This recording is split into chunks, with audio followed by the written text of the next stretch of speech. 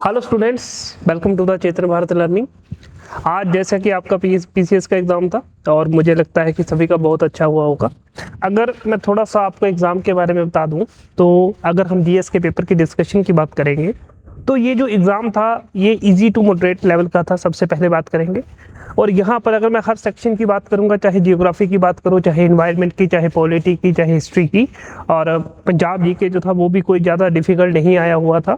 और भी जो अदर सेक्शंस थे, अगर मैं करंट की भी बात करूँगा, एक आधा चेस से क्वेश्चन आया था, स्पोर्ट्स से क्वेश्चन आया था, ठीक है। तो ये क्वेश्चंस जो थे वो इतने ज़्यादा हार्ड नहीं थे। अगर मैं शॉर्ट आपको बताऊं तो 100 क्वेश्चन में से 40 टू 45 क्वेश्चन ऐसे थे जो कि बिल्कुल इजी सेक्शन के क्वेश्चन थे। अगर आपने उसको पढ़ा है तो मतलब कि बिल्कुल स्टैटिक वाला पार्ट था, अगर आपने पढ़ा है तो आप उसको आराम से कर पाओगे। जैसे कि कुछ क्वेश्चन थे कि जो डायमंड कहाँ पर है सबसे ज़्यादा, तो एमपी, वो तो बच्चों को भी आता था, किसी को भी आता था। वो तो मैं 10th क्लास के बच्चे को पूछूंगा तो वो भी इसका आंसर कर पाएगा। तो ऐसे ही कुछ नेशनल पार्क से क्वेश्चन थे, तो वो हमने इतनी प्रैक्टिस कर रखी होगी कि मुझे लगता है वो आराम से बन पाएगा। ऐसे ही हमारे कुछ क्वेश्चन है जो मैं आपके सामने लेके आया हूँ। देखो, first is consider the following statements regarding atmospheric circulation. यानी ये सिंपल क्वेश्चन बन रहा है किससे? प्रेशर बेल्ट से क्वेश्चन बन रहा है। अब प्रेशर बेल्ट अगर हम फिजिकल जियोग्राफी की बात करते हैं या मॉडर्न वर्ल्ड जियोग्राफी की बात करते हैं तो वहां पर ये प्रेशर बेल्ट बढ़ना तो सबसे आम बात होती है। क्या होता है कि ये हमारी अर्थ है, ये इक्वेटर है, इक्वेटर पे लो प्रेशर होगा, यहाँ से क्या होगा, हवा ऊपर उड़ती है, हाई प्रेशर बनेगा, यहाँ नीचे लो बनेगा, हवा नीचे बैठ जाती है, ऐसा ही होता है। तो ये 430 डिग्री के लिए, ऐसे ही फिर 60 डिग्री के लिए होता है। तो ये हमने ऑलरेडी पढ़ रखा है। आइए फर्स्ट स्टेटमेंट की बात करेंगे। पैरल सेल की बात हो रखी है। जो पहला सेल बनता है इसको हेडले सेल बोलते हैं, जो दूसरा सेल बनेगा वो पैरल सेल बनेगा, है ना। तीसरा सेल क्या बनता है? वो पोलर सेल बनता है।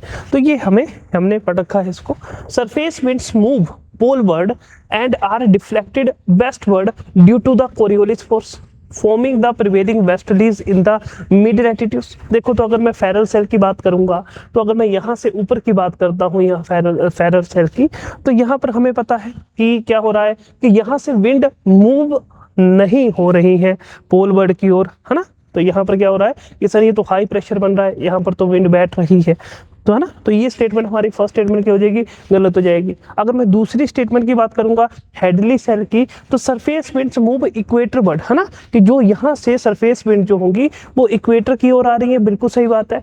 बट इन्होंने आगे बोला है विच आर डिफ्लेक्टेड ईस्टवर्ड। अरे यार, ये ईस्टवर्ड थोड़ी हुआ डिफ्लेक्ट, है ना। ये तो वेस्टवर्ड डिफ्लेक्ट हो रही है, ईस्टवर्ड नहीं हो रही डिफ्लेक्ट, है ना, वेस्टवर्ड डिफ्लेक्ट हो रही है।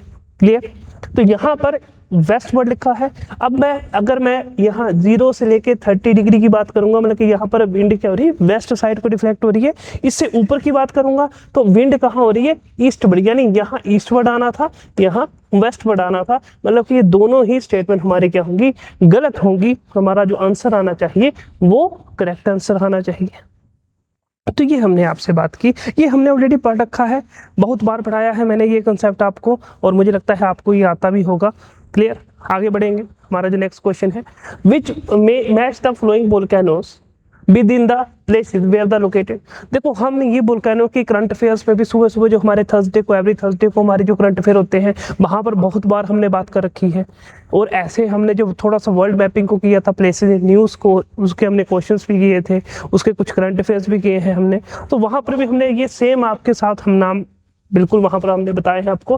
देखो, मैं माउंट मेरापी की बात करूंगा तो माउंट मेरापी मुझे इंडोनेशिया में देखने को मिलता है। ताल वोल्केनो हमने बहुत बार पढ़ा है कि वो फिलीपींस में है। तो जब मुझे पता है पहले का 3 है, दूसरे का 2 है, तो मेरी स्टेटमेंट के मेरा को क्या आंसर आना चाहिए?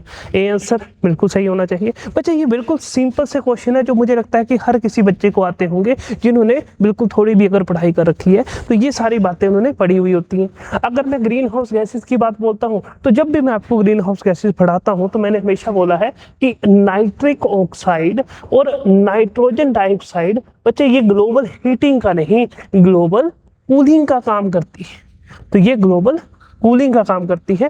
तो हमारा ये स्टेटमेंट, ये वाला ऑप्शन गलत हो जाता है। जब तीसरा ऑप्शन गलत हो रहा है तो कौन है भाई तीसरा वाला? तीसरा वाला, ये 2, ये हमारे ऑप्शन कट हो जाते हैं। अब 1 2 5 6 है, 1 2 4 5 6 है, तो मुझे क्या देखना है? मुझे सिर्फ 4 को देखना है। क्या 4 एक ग्रीन हाउस गैस है? बिल्कुल है। क्यों? जब हम ओजोन डिप्लेशन को पढ़ते हैं तो हमारे को पता है कि क्लोरोफ्लोरोकार्बन को बंद करवा दिया गया कि हाँ ये नहीं करना है, और हाइड्रोक्लोरोफ्लोरोकार्बन को भी, इसके लिए भी हम देखते हैं मॉन्ट्रियल प्रोटोकॉल में ही इसके लिए एक प्रोविजन आता है जो कि ग्रीन हाउस गैस का काम कर रहा है। अब इसके बाद जो है हाइड्रोफ्लोरोकार्बन जो है HFC को भी इसके लिए भी मिशन के लिए प्रोविजन लाए हुए हैं, जो कि हम किगाली एग्रीमेंट में पढ़ते हैं। क्लियर? तो ये हमने ऑलरेडी देखा हो, तो ऑप्शन नंबर सी जो होना चाहिए यहाँ पर बिल्कुल करेक्ट होना चाहिए। नेक्स्ट बढ़ते हैं, match the following terms related to mountain formation. देखिए फिर से सवाल कहाँ से बना है, सवाल बना है फिर से फिजिकल जियोग्राफी, जहाँ पर हम बात करते हैं थोड़ा सा इंडियन जियोग्राफी का भी यहाँ पर है लिंक। कैसे? क्योंकि जब मैं आपको हिमालय पढ़ाता हूँ कि हिमालय की फॉर्मेशन कैसे होती है, हिमालय की फॉर्मेशन के पीछे मैं बोलता हूँ कि दो हमारी प्लेट्स की कन्वर्जेंस देखने को मिलती है। अब ये दोनों प्लेट क्या होती है, दोनों प्लेट क्या है, कॉन्टिनेंटल प्लेट, जिसमें एक है इंडियन प्लेट और दूसरी है यूरेशियन प्लेट। तो हम यही पढ़ते हैं, हमको पता है तो क्या होगा कि जब कोलिजन हो रहा है दो प्लेट्स का, तो क्या बना रही है वो, हिमालयस को बना रही है। तो मतलब कि पहले का पहला है, यानी ऑप्शन ए और बी में से ही हमारा कोई सही आंसर होगा। दूसरे की बात करेंगे, convergence of the oceanic and the continental plate. बच्चे बोल रहा है कि एक ओशियनिक प्लेट मिल रही है, एक कॉन्टिनेंटल प्लेट मिल रही है। अब मैंने आपको बता रखा है कि जब कभी भी ओशियनिक प्लेट और कॉन्टिनेंटल प्लेट की कभी भी कन्वर्जेंस होगी, तो ओशियनिक प्लेट है तो मतलब क्या होगा कि इसके अंदर मुझे वोल्केनोज भी देखने को मिलेंगे, इसके अंदर मुझे ट्रेंचेस भी देखने को मिलेंगी। तो अगर मैं बोलूंगा यहाँ पर हमारे पास कॉन्टिनेंटल प्लेट है तो सेडिमेंट भी होंगे, तो यानी यहाँ पर मुझे मतलब कि माउंटेन्स भी यहाँ पर हमें देखने को मिलेंगे। तो इसमें क्या आंसर होना चाहिए, इसमें आंसर होगा एंडीज। तो जब आप साउथ अमेरिका में एंडीज को पढ़ते हो तो यहाँ पर आपको एंडीज देखने को मिलती है रेंज, यहाँ पर बहुत सारे वोल्केनिक माउंटेन्स भी आपको देखने को मिलते हैं।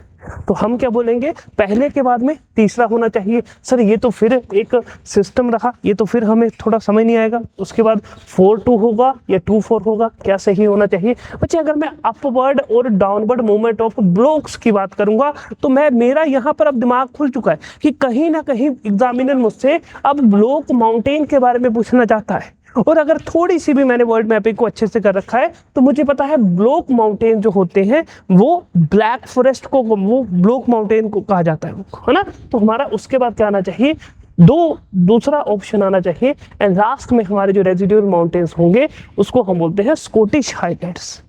तो ये हमने जब हम कॉन्टिनेंटल फॉर्मेशन की बात करते हैं, तो जब हम जिग्साफिट या सेम वोल्केनिक माउंटेन रेंज की बात करेंगे अलग अलग कॉन्टिनेंट्स पे, तो वहां पर ऐसे एग्जांपल मैंने आपको ये सारा पढ़ा रखा है।